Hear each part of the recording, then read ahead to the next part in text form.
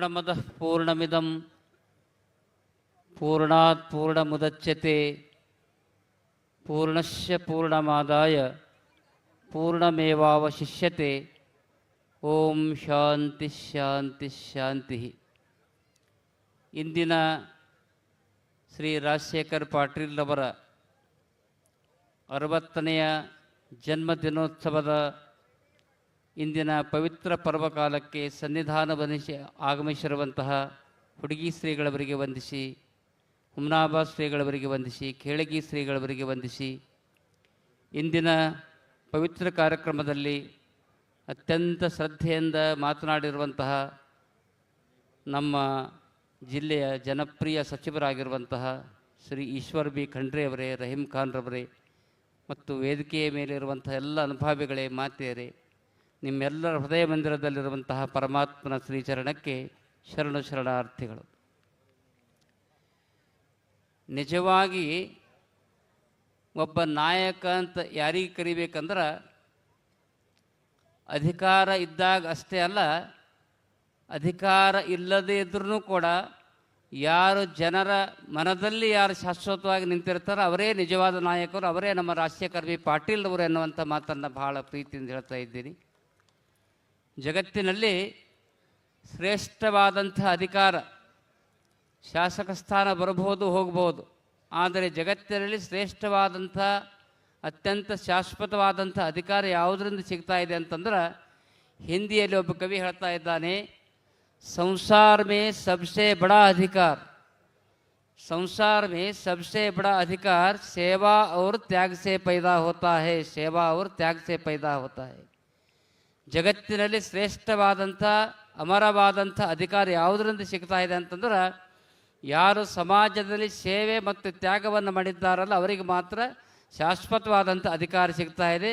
ಅಂತಹ ಅನುಭಾವಿ ಶಾಸಕರ ಸಾಲಿನಲ್ಲಿ ನಮ್ಮ ನಾಡಿನಲ್ಲಿ ರಾಜಕೀಯ ಕ್ಷೇತ್ರದಲ್ಲಿದ್ದ ಅತ್ಯಂತ ಶ್ರೇಷ್ಠವಾಗಿರುವಂತಹ ಕಾರ್ಯವನ್ನು ಮಾಡಿರುವಂತಹ ಅನುಭಾವಿ ಶಾಸಕರ ಸಾಲಿನಲ್ಲಿ ಯಾರು ಸೇರ್ತಾ ಇದ್ದಾರಂದ್ರೆ ನಮ್ಮ ರಾಜಶೇಖರ್ ಬಿ ಪಾಟೀಲ್ ಅವರು ಸೇರ್ತಾ ಇದ್ದಾರೆ ಎನ್ನುವಂಥ ಮಾತನ್ನು ಹೇಳ್ತಾ ಇದ್ದೀನಿ. ಈಗ ಅವರು ಶಾಸಕರು ಇಲ್ಲದೇ ಇರಬಹುದು, ಆದ್ರೂ ಕೂಡ ಅನುಭಾವಿಗಳು ಕನ್ನಡದಲ್ಲಿ ಒಂದು ಸುಂದರವಾದಂಥ ಮಾತನ್ನು ಹೇಳ್ತಾ ಇದ್ದಾರೆ.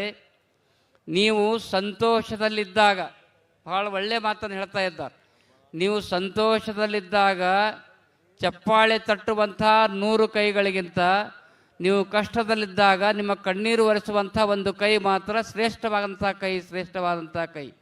ಆ ದಿಶೆಯಲ್ಲಿ ಜನಸಾಮಾನ್ಯರ ಕಷ್ಟದಲ್ಲಿದ್ದಾಗ ಜನಸಾಮಾನ್ಯರ ಕಣ್ಣೀರನ್ನು ಒರೆಸಿ ತಾವು ಆನಂದ ಪಟ್ಟಿರುವಂಥ ಯಾರಾದರೂ ನಾಯಕರಿದ್ದರೆ ನಮ್ಮ ರಾಜಶೇಖರ್ ಬಿ ಪಾಟೀಲ್ ಅವರು ಇದ್ದಾರೆ ಅನ್ನುವಂಥ ಮಾತನ್ನು ಕೂಡ ಬಹಳ ಪ್ರೀತಿಯಿಂದ ಹೇಳ್ತಾ ಇದ್ದೀನಿ. ಆ ದಿಶೆಯಲ್ಲಿ ತಾವೆಲ್ಲರೂ ಕೂಡ ಪ್ರೀತಿ ವಿಶ್ವಾಸದಿಂದ ಅವರ ಕಾರ್ಯಕ್ರಮಕ್ಕೆ ಆಗಮಿಸಿದ್ದೀರಿ. ಒಬ್ಬ ನಾಯಕರಾದವರು ಹೇಗಿರಬೇಕಂದ್ರೆ ಡಿ ವಿ ಗುಂಡಪ್ಪನವರು ಭಾಳ ಚಂದ ಹೇಳ್ತಾ ಇದ್ದಾರೆ, ಹುಲ್ಲಾಗು ಬೆಟ್ಟದಡಿಯಲಿ ಮನೆಗೆ ಮಲ್ಲಿಗೆಯಾಗು, ಕಲ್ಲಾಗು ಕಷ್ಟಗಳ ಮದವಿಳಿಸುರೆಯೇ, ಬೆಲ್ಲ ಸಕ್ಕರೆಯಾಗ ದೀನ ದುರ್ಬಲರೆಂಗಿ ಎಲ್ಲರೊಳಗೊಂದಾಗ ಮಂಕುತಿಮ್ಮ ಎನ್ನುವ ಹಾಗೆ ಚಿಕ್ಕವರಲ್ಲಿ ಚಿಕ್ಕವರಾಗಿ, ದೊಡ್ಡವರಲ್ಲಿ ದೊಡ್ಡವರಾಗಿ ಎಲ್ಲರನ್ನು ಅಪ್ಪಿಕೊಂಡು ಎಲ್ಲರಿಗೆ ಸಹಾಯ ಸಹಕಾರವನ್ನು ನೀಡುವಂಥ ನಮ್ಮ ಒಳ್ಳೆಯ ನಾಯಕರು ಯಾರಿದ್ದಾರೆ ಅಂದರೆ ರಾಜಶೇಖರ್ ಬಿ ಪಾಟೀಲ್ ಅವರು ಇದ್ದಾರೆ ಎನ್ನುವಂಥ ಮಾತನ್ನು ಈ ಸಂದರ್ಭದಲ್ಲಿ ಹೇಳಿ, ಅವರಿಗೆ ಇಂತಹ ಒಂದು ಸಂಸ್ಕಾರ, ಇಂತಹ ಒಂದು ಸಂಸ್ಕೃತಿ ಹೆಂಗೆ ಬಂತಂದ್ರೆ, ಇಡೀ ನಮ್ಮ ಕನ್ನಡ ನಾಡಿನಲ್ಲಿ ಹಿಂದೆ ಗುರು ಮತ್ತು ಗುರಿಯನ್ನು ಇಟ್ಟುಕೊಂಡು ಸೇವೆಯನ್ನು ಮಾಡ್ತಕ್ಕಂಥ ಭಾಳ ಅನುಭಾವಿಗಳು ಹೇಳ್ತಾ ಇದ್ದಾರೆ, ಹಿಂದೆ ಗುರು ಮುಂದೆ ಗುರಿ, ಹಿಂದೆ ಗುರು ಮತ್ತು ಗುರಿಯನ್ನೇ ಇಟ್ಟುಕೊಂಡು ಸೇವೆಯನ್ನು ಮಾಡ್ತಕ್ಕಂಥ ಮನೆತನದ ಸಾಲಿನಲ್ಲಿ ಯಾವುದಾದ್ರೂ ಮನೆತನ ಸೇರ್ತಾ ಇದ್ರೆ ಅದು ಹುಮ್ನಾಬಾದದ ಪಾಟೀಲ್ ಮನೆತನ ಸೇರ್ತಾ ಇದೆ ಅನ್ನುವಂಥ ಮಾತನ್ನು ಕೂಡ ಹೇಳ್ತಾ ಇದ್ದೀನಿ.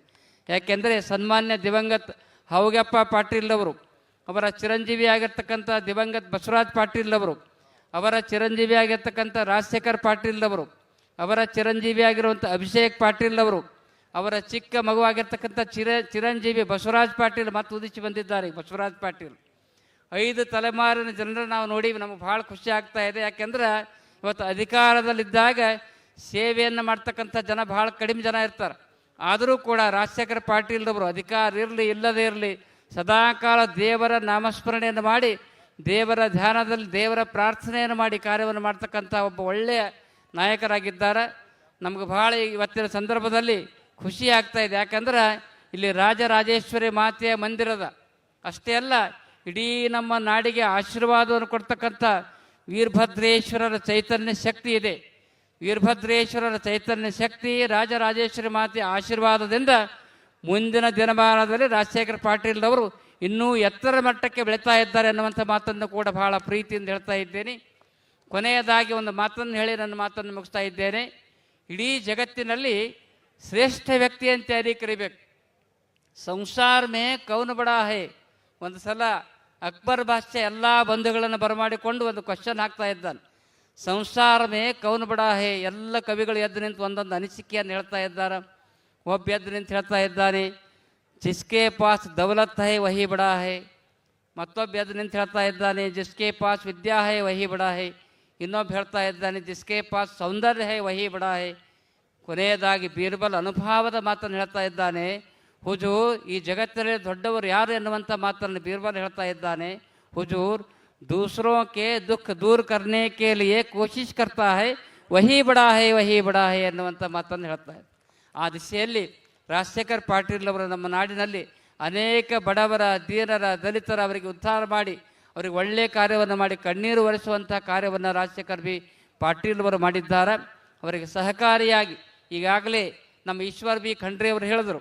ಯಾಕೆಂದ್ರೆ ನಮ್ಮ ನಾಡಿನಲ್ಲಿ ಬಹಳ ಜನ ಸಚಿವರು ಕರ್ನಾಟಕದಲ್ಲಿ ರಾಜ್ಯದಲ್ಲಿ ಇರಬಹುದು, ಆದರೆ ನಿಜವಾದ ಸಚಿವರು ಹೆಂಗಿರಬೇಕು? ಮೂಜಗಂಬ್ರವರು ಭಾಳ ಚಂದ ಹೇಳ್ತಾ ಇದ್ದಾರೆ ಪೂರ್ಣಜ್ಞ ವಚನದಲ್ಲಿ. ಏನನ್ನು ಹೇಳ್ತಾ ಇದ್ದಾರೆ ಅಂದ್ರೆ, ಇವತ್ತು ನಿಜವಾಗಿ ಎಲ್ಲರ ಮನದಲ್ಲಿ ನಿಂತು ಒಳ್ಳೆಯ ಕಾರ್ಯವನ್ನು, ರಾಜ್ಯ ಬೆಳೆಯಲು ಬೇಕು. ಸಚಿವ ಹೆಂಗಿರ್ಬೇಕಂದ್ರೆ ರಾಜ್ಯ ಬೆಳೆಯಲು ಬೇಕು, ಪ್ರಜರು ಬೆಳಗಲು ಬೇಕು. ರಾಜ್ಯದ ಸಚಿವ ನಿಸ್ವಾರ್ಥಿಯಾಗಿರಲು ರಾಜ್ಯಕ್ಕೆ ಸುಖವು ಪೂರ್ಣಜ್ಞ ಎನ್ನುವ ತತ್ವದಂತೆ ಇವತ್ತು ನಿಸ್ವಾರ್ಥ ಭಾವನೆಯಿಂದ ಸೇವೆಯೇ ಜನತೆಯ ಸೇವೆಯೇ ಜನಾರ್ದನ ಸೇವೆ ಎನ್ನುವಂಥ ಭಾವನೆ ಇಟ್ಟುಕೊಂಡು ನಮ್ಮ ನಾಡಿನಲ್ಲಿ ಅತ್ಯಂತ ಶ್ರದ್ಧೆಯಿಂದ ಕಾರ್ಯ ಮಾಡುವಂಥ ಈಶ್ವರ್ ಖಂಡ್ರೆಯವರು ಇಲ್ಲಿ ಒಳ್ಳೆಯ ಅನುಭವದ ಮಾತುಗಳನ್ನು ಹೇಳಿದ್ದಾರೆ.